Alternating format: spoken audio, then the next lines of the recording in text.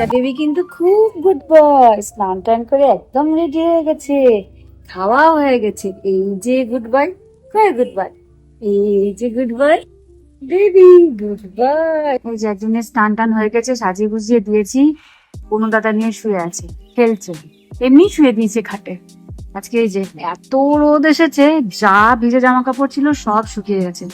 এটা পুরো হিমালয় পর্বতমালা হয়ে বসে আছে, সবারই জামা কাপড় আছে, আরো এক ছাদ কাপড় জামা বাইরে শুকোচ্ছে, সেগুলো সব ভাঁজ করতে হবে। আর এই যে একজন খেলা করছে, ও খেলা করবে, এই থাকে আমি কাপড় কাজগুলো সেরে নেব। দেখি কি, ফটো তুলছি না বাবা, তাকাতে হবে না, তুমি খেলো, ফটো তুলছি না। ও এখানে খেলা টেলা করবে আর আমি ওকে, ওকেও দেখা হবে, আমার কাপড়ও ভাঁজ করা হবে, এখানেই বসে বসে করবো।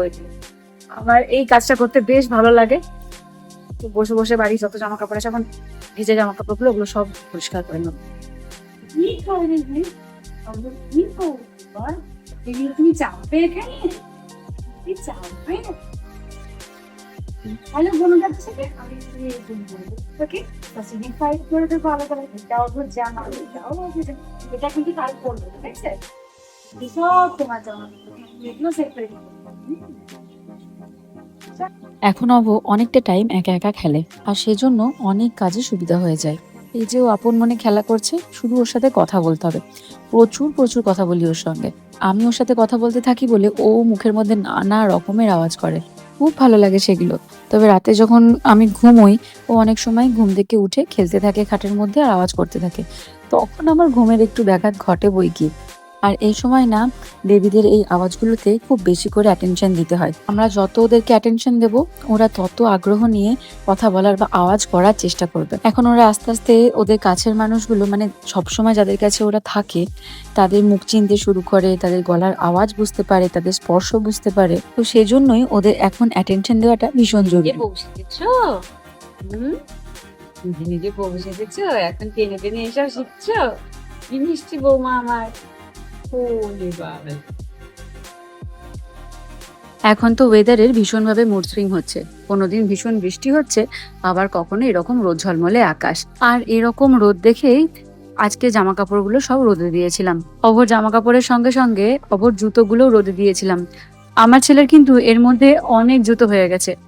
এর মধ্যে দুটো জুতো কিনেছিলাম ম্যাটারনিটি ফটোশুটের সময়, আর উইলের দুটো আমার হাতে বানানো, আর বাকি যে দুটো আছে সবুজ আর লাল আর নীলের জুতোটা, সেটা ভাই কিনে এনেছে ওর জন্য।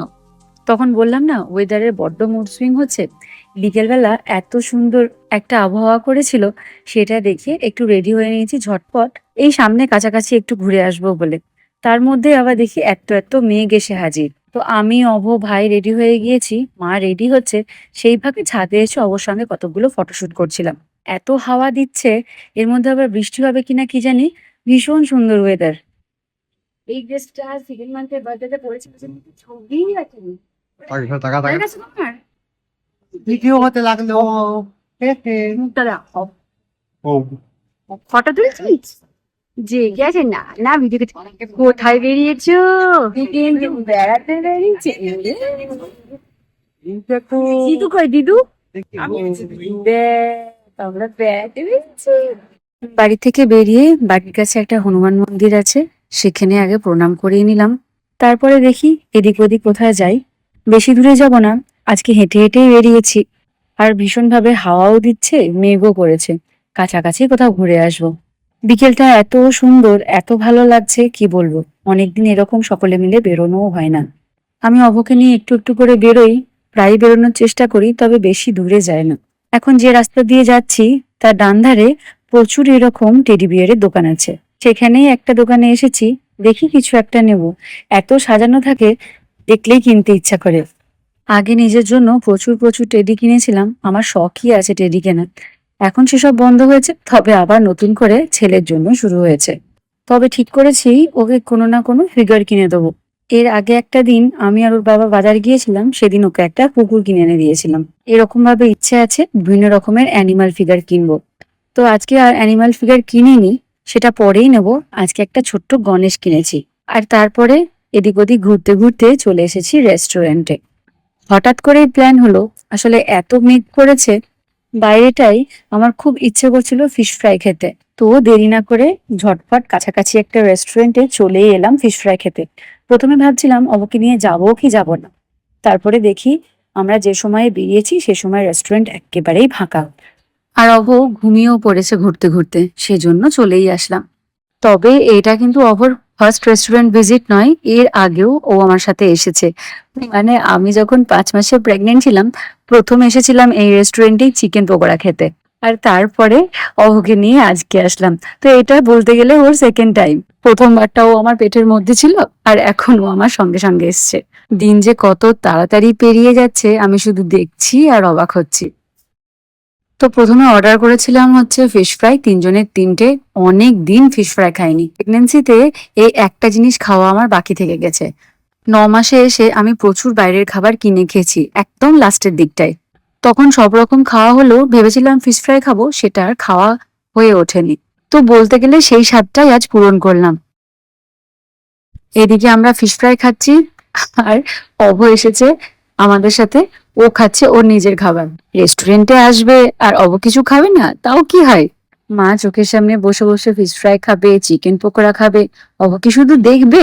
না না, অব ঘুম থেকে উঠে পড়েছে। ঘুম থেকে উঠে ও দুধও খাচ্ছে। আমি যখনই কোথাও বেরোই একটু পাম্প করে ওর জন্য খাবার নিয়েই আসি, আর সেটা না ভীষণ কাজে দেয়। তো ফিশ ফ্রাই খাওয়ার পরে মনে হচ্ছিল আরো কিছু খাই, তাই সেই চিকেন পকোড়াই অর্ডার করেছি। এটা আমার ভীষণ ফেভারিট। আর এবারও যখন অভু আমার সঙ্গেই আছে, চিকেন পকোড়া তো একটু খেতেই হবে। আমি অনেক জায়গায় চিকেন পকোড়া খেয়েছি, তবে এখানকার মতো চিকেন পকোড়া কোথাও খাইনি। চিকেন পকোড়াগুলোর সাইজ দেখলেই বুঝতে পারবেন এদের বাইরের কোটিংটাও হয় একেবারে আলাদা। আমার ভীষণ পছন্দের, ভীষণ ভালো লাগে। আমরা এত ছোট বাচ্চা নিয়ে বাইরে বেরোতে ভয় পাই ঠিকই, তবে বাইরে বেরোলে ওরা কিন্তু মানে আমার অভ কিন্তু আমাকে একটুও জ্বালায় না। আমি লক্ষ্য করে দেখেছি ও বাইরে বেশ ভালো ঘুমায়, আর যদি জেগেও থাকে তাও কিন্তু সেরকম ভাবে কোনো কান্নাকাটি করে না। কত সব এখানে পড়ে আছে, এগুলো তো ওরই বই। আর এগুলো বার করেছি বলে আমার ছেলে এমন কান্না করলো, কান্নাকাটি করে এই যে কোলে উঠে পড়েছে।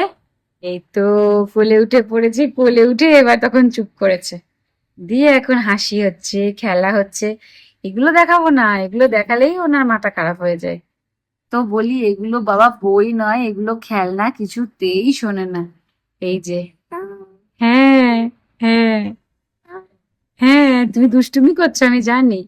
খুব দুষ্টু হয়েছে তুমি, দুষ্টুমি করছো। এগুলো দেখো, সাজিয়ে রেখেছি, এগুলো দেখো, দেখবে? এই দেখো, এটা কি বলেছি? এটা প্যাক প্যাক, প্যাক প্যাক। আর এটা কে? কার ছবি? দেখছি না, এই যে, এই যে এক্সপ্রেশন চেঞ্জ হয়ে গেছে, কিছুতেই দেখবে না। প্রথম প্রথম বুঝতে পারতো না, দেখতো, তারপরে এখন আর দেখতে চাইছে না।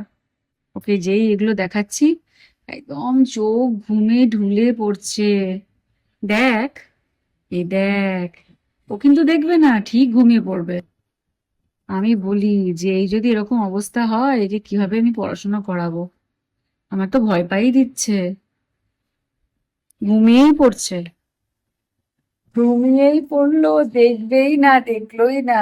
আমি এত দেখানোর চেষ্টা করছি, দেখছি না, পুরো ঘুমিয়ে পড়েছে।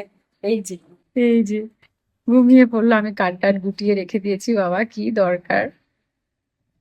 ও যখন ঘুমিয়ে পড়লো, তো চলুন আজকের ভিডিওটা এখানেই শেষ করি। পরে আবার কোনো ভিডিওতে দেখা হবে, কথা হবে। ততক্ষণের জন্য সকলকে টাটা।